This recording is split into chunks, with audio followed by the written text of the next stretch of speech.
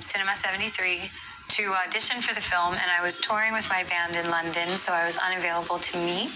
And when I heard the only information I got was we're casting for a film in Bombay, and I just assumed that it was a Bollywood film where I'd be, asked to wear a bikini in the sea and dance around, and I was kind of not into that.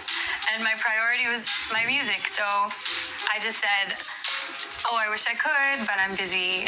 And then they kept auditioning, and when I came, because the community is so strong in India, so when I came back to Bombay, everybody was like, I auditioned for that, I auditioned for that film, I auditioned for that film. Then I got another email, so I knew that they had literally auditioned every girl in Delhi, Bombay, Bangalore, and still hadn't found the character. So then I said, absolutely, I'll come in for the audition. And upon the first reading, my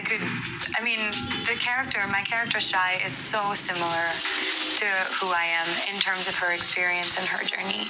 So it was just a really good fit. I think that Kiran is absolutely on her way to becoming a very strong voice in the world of South Asian cinema or art house film, whatever you want to call it.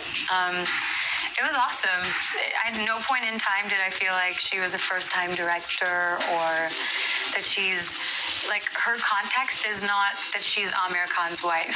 She's such an intelligent individual who stands on her own 2 feet. And in my opinion, Dhobighat, from start to finish, is her labor of love. Aamir just happened to be working in the film. He's acting in the film. But the way that she directed, I've never been a lead character in a film before, so I have not much to compare it to, but she's got a style that's completely her own. She's very, into the nuances, and Dhobighat is a nuanced film. It's very subtle. Everything lies in between. There's a story in the lighting. There's a story in the score of the film. There's a story behind why she cast all of us. The energy that we have. So if she continues to do that, for me, it's really exciting. Alternative films coming out of India right now really excite me.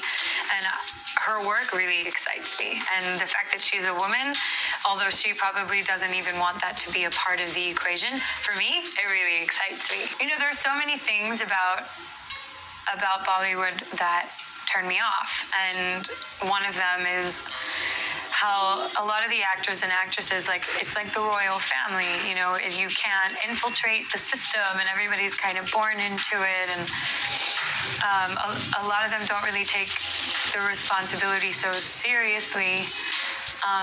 But the one thing that I learned through Aamir is that he does, which is so cool. He might do his share of mainstream films, but at the end of the day, he is focused on making some kind of a difference, and that's why he was excited about being in a film like Dhobighat. I remember Shekhar just called me, and he's like, I really love your music and I really love your voice. I've been waiting for the right song. This is the right song. Come over. Let's do it. So I did, and it was amazing. I don't think I could have done it any other way, because,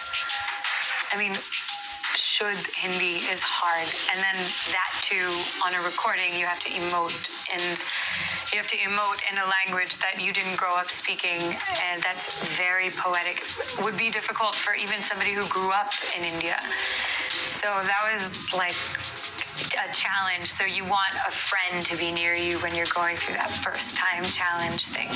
So Shekhar, literally, we sat like this next to each other on couches, and I sang line after line with him over and over and over again. Music is something that's kind of like a well-oiled machine for me now.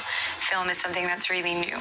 So part of why I'm here in LA is because I'm meeting people and just want to let people know that I'm alive, and I'm interested in doing more film. And meeting all these directors. I've been handed a bunch of scripts, but I haven't signed anything yet.